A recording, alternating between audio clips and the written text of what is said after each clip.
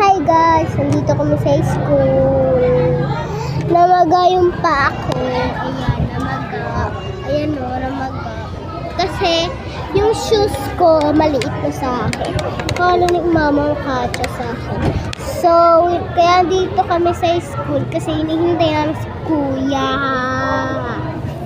So, ayan pala yung school guys! Ayan yung school guys! Ingay naman. Kita nyo guys. Ayun yung school namin. Ayun ba yung school namin? Hindi. Nasa loob.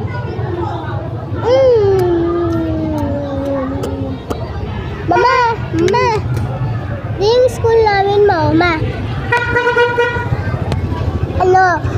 Nakita kami hagdanan pag diretso yan dun, oh.